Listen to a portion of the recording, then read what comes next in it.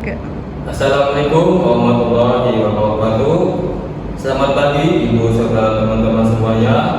Yang terhormat Ibu Lydia Astuti Alamsyuk MSc sebagai dosen pengampu mata kuliah Statistika. Sebelumnya terima kasih atas kesempatan pada hari ini untuk kami presentasi.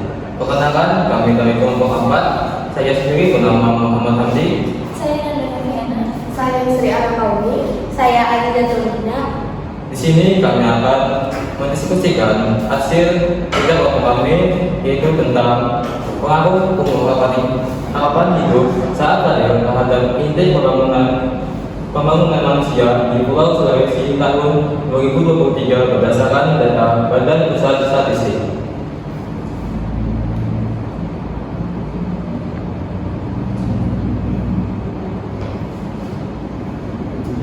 Latar belakang. Latar belakang indeks pembangunan manusia atau IPM adalah ukuran yang dikembangkan oleh pemeriksa bangsa-bangsa untuk mengukur kesejahteraan ekonomi, sosial, dan budaya individu di negara tertentu. IPM menggabungkan 3 dimensi utama pembangunan manusia: panjang hidup yang panjang dan sehat, pendidikan, dan standar hidup yang layak. Indeks ini menghitung rata-rata skor dan dari ketiga dimensi ini untuk menghasilkan skor IPM yang dapat dibandingkan antar negara-negara. Rumusan masalah yang diambil adalah bagaimana cara mengumpulkan dan menyajikan data dalam bentuk tabel, grafik, nol, dan diagram, serta menyajikan dalam bentuk tabel distribusi frekuensi. Bagaimana cara menyajikan data-data tersebut dalam sajian statistik deskriptif dengan menggunakan uji hipotesis, analisis korelasi, dan regresi. Bagaimana pengaruh umur harapan hidup saat lahir terhadap indeks pengembangan manusia di Pulau Sulawesi tahun 2023. Landasan teori. Indeks pembangunan manusia. Indeks pembangunan manusia atau IPM atau Human Development Index (HDI) adalah pengukuran perbandingan dari harapan hidup, melek huruf, pendidikan, dan standar hidup untuk semua negara seluruh dunia. Umur harapan hidup saat lahir. Umur harapan hidup saat lahir adalah perkiraan jumlah tahun yang akan dihabiskan seseorang untuk hidup berdasarkan kondisi dan faktor-faktor yang ada pada saat mereka lahir. Tabel distribusi frekuensi. Tabel distribusi frekuensi adalah tabel yang menunjukkan frekuensi relatif atau absolut dari set data. Tabel ini menggunakan data, mengorganisir dan menganalisis data, dan dapat digunakan untuk mengidentifikasi pola dan tren dalam data. Statistika deskriptif. Statistika deskriptif adalah metode statis yang digunakan untuk mengembangkan, menggambarkan, dan merampungkan data. Metode ini melibatkan penggunaan ukuran statistik seperti rata-rata, median, dan standar deviasi untuk menggambarkan data, dan dapat digunakan untuk mengidentifikasi pola dan tren dalam data. Yang ketiga, metode penelitian.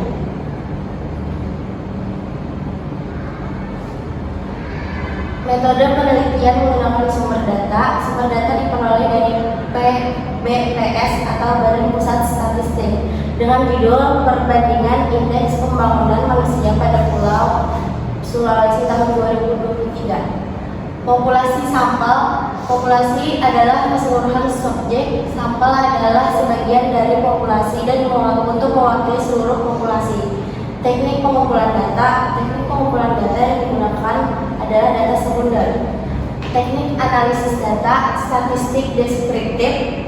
Statistik deskriptif adalah cabang dari statistik yang berfokus pada pengukuran, penulisan, dan visualisasi data. Ini melibatkan penggunaan metode statistik untuk menggambarkan data, merangkum data, seperti menghitung rata-rata, median, modus, standar deviasi, dan rentang.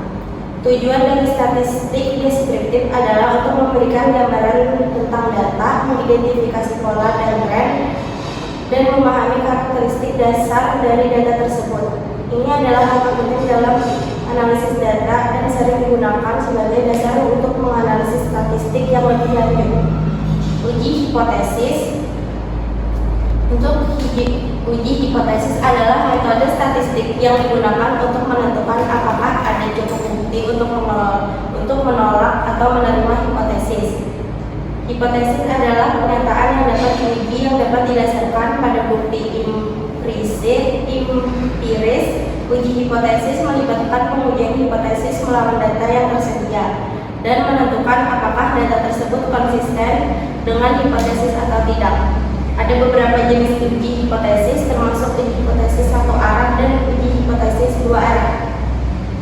Uji hipotesis satu arah digunakan ketika hipotesis hanya dapat diuji dalam satu arah, sedangkan uji hipotesis dua arah digunakan ketika hipotesis dapat diuji dalam arah yang berbeda.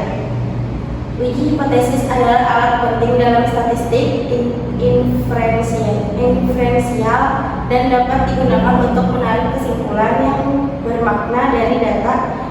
Adalah metode yang kuat dan sering digunakan dalam berbagai bidang termasuk psikologi, biologi, ekonomi, dan ilmu sosial. Kemudian analisis korelasi. Analisis korelasi adalah ukuran sejauh mana dua variabel berkorelasi positif atau negatif. Ini mengukur sejauh mana dua variabel bergerak bersama-sama, baik secara positif ketika satu variabel mengikat variabel lain juga mengikat, atau negatif ketika satu variabel mengikat variabel lain akan menurun. Korelasi dapat digunakan untuk mengidentifikasi hubungan antar variabel dan dapat menjelaskan mengapa dua variabel berkorelasi satu sama lain. Analisis regresi. Untuk analisis regresi adalah metode statistik yang digunakan untuk memodelkan hubungan antar variabel dependen atau yang ingin diprediksi dan satu atau lebih variabel independen yang digunakan untuk membuat prediksi. Metode ini digunakan dalam berbagai bidang termasuk ekonomi, sains sosial, dan riset pasar untuk mengidentifikasi pola dan membuat prediksi tentang hasil yang mungkin terjadi di masa depan.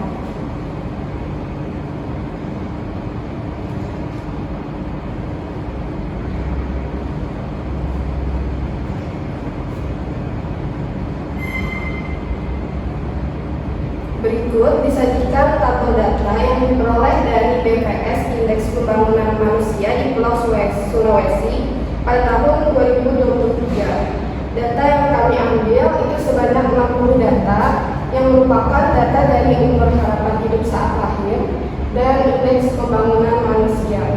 Next.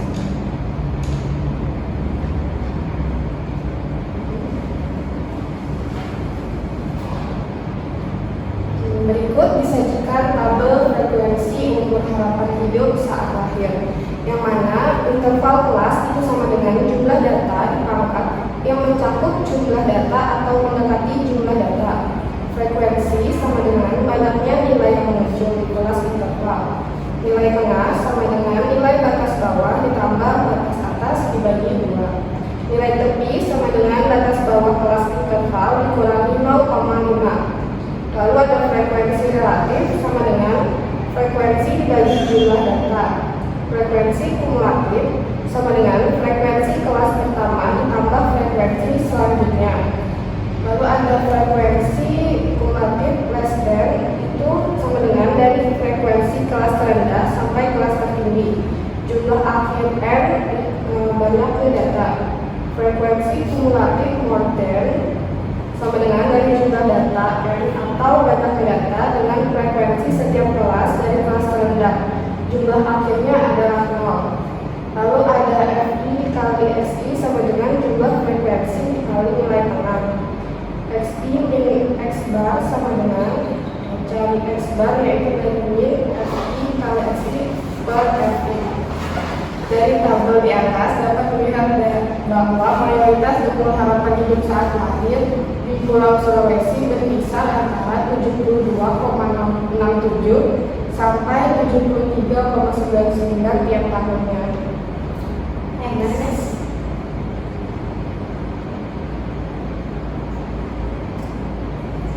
Ini ada tabel frekuensi indeks pembangunan manusia. Dari tabel di atas dapat dilihat bahwa mayoritas indeks pembangunan manusia di Pulau Sulawesi rata-rata berkisar antara 69,75 sampai 72,55. Hal ini dapat diambil kesimpulan bahwa angka umur harapan hidup saat akhir dengan indeks perkembangan manusia berkisar antara 69,75 sampai 73,99 tiap tahunnya. Next.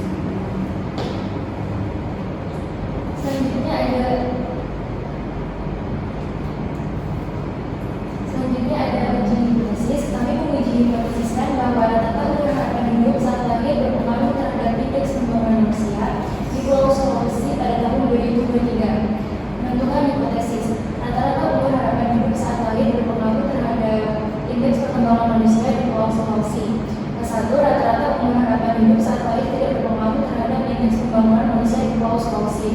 Tingkat signifikasi tabel Z menggunakan tingkat signifikasi 0,05, maka nilai Z yang memenuhi tabel adalah 1,960. Di sini disajikan gambar dari uji hipotesis. H0 diterima apabila min 1,960 kurang dari Z dikurang dari 1,960. H0 ditolak apabila Z lebih dari 1,960 atau Z kurang dari min 1,960. Selanjutnya ada statistik uji. Hasil dari statistik uji yaitu 0,876 dengan menggunakan perhitungan di atas dengan standar deviasi sebesar 1,70 untuk variabel X dan 3,40 untuk variabel Y, maka dapat disimpulkan bahwa nilai Z dihitung sebesar 0,876. Kesimpulan dari uji hipotesis, karena nilai Z dihitung sama dengan 0,876 kurang dari 1,96, maka H0 diterima. Artinya rata-rata umur harapan hidup saat lahir berpengaruh terhadap indeks perkembangan manusia di Pulau Sulawesi pada tahun 2023. Di sini ada gambar analisis korelasi berdasarkan SPSS. Next. Gambar sebelumnya menunjukkan bahwa koefisien korelasi berada di angka 0,693. Angka ini menunjukkan adanya korelasi positifnya norma, atau juga bisa dikatakan sedang antara umur harapan hidup saat lahir dengan indeks pembangunan manusia. Hal ini dikatakan lemah karena nilai R mendekati angka 0,7 untuk korelasi kuat. Karena nilai koefisien korelasi mendekati 0,7, maka hubungan antara variabel X dan variabel Y masih tidak signifikan. Jika R menggunakan angka 0,693, maka koefisien penentunya sebesar 0,481. Oleh sebab itu, besarnya pengaruh umur harapan hidup saat lahir terhadap indeks pembangunan manusia adalah sebesar 48%, sedangkan 42% disebabkan oleh faktor lainnya. Misalnya banyaknya anak remaja di usia dini, susahnya mencari pekerjaan, dan rendahnya pendidikan.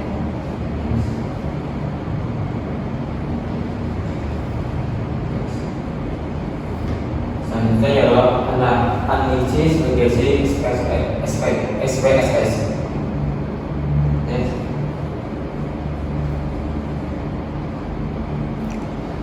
Hasil dari analisis regressi yaitu dari hasil penelitian pada gambar sebelumnya terdapat angka R-square pada tanggal di atas sebesar 0,481 yang merupakan hasil kuadran dari 0,693. R-square biasa disebut koefisien determinasi dan dalam hal ini merupakan indeks pembangunan manusia yang berpengaruh sebesar 48% oleh umur harapan hidup seadanya, sedangkan sisanya sebesar 52% dipengaruhi oleh faktor-faktor lainnya di luar dari variabel tersebut. Ini juga ada analisis regresi dari hasil dari SPSS.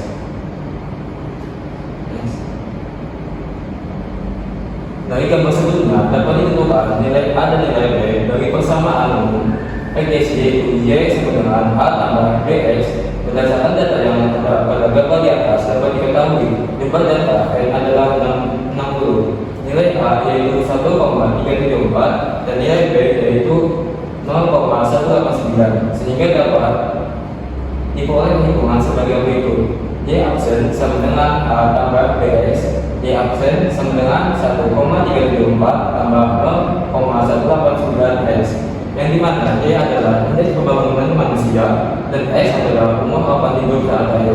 Dan dalam hal ini dapat diambil persamaan sebagai berikut. Pertama, persamaan legasi yang memperlihatkan umur harapan hidup saat lahir dan indeks pembangunan manusia adalah Y absen sama dengan 1,374 tambah 0,189 X. Yang kedua, nilai B sama dengan 0,189, berarti jika X naik 1,374 tergantung pengaruh indeks pembangunan manusia, maka ini akan bertambah sebesar 0,189%. Yang ketiga, yaitu apabila umur harapan hidup saat lahir bertambah sebesar 1, maka dapat diperkirakan indeks pembangunan manusia akan bertambah menjadi 1,374 ditambah 0,189 dikali 1 sama dengan 1,563. Dan jika umur harapan hidup saat lahir bernilai 0, maka akan tetap seperti semula.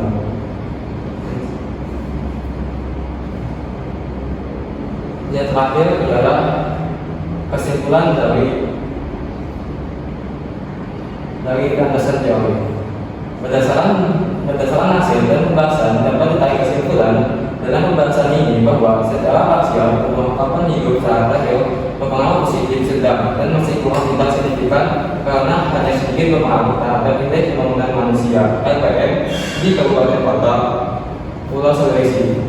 Secara simultan, umur harapan hidup saat lahir berpengaruh kurang signifikan terhadap indeks pembangunan manusia (LPM) di Kabupaten atau Kota Pulau Sulawesi. Nilai R square yang diperoleh sebesar 0,481 yang merupakan hasil kuadrat dari 0,693 yang menunjukkan bahwa umur harapan hidup saat lahir dan menjelaskan variasi yang terjadi pada indeks pembangunan manusia (LPM) di Kabupaten atau Kota Pulau Sulawesi sebesar 48% oleh umur harapan hidup saat lahir, sedangkan sisanya 52% dipengaruhi oleh faktor-faktor lainnya di luar dari variabel tersebut.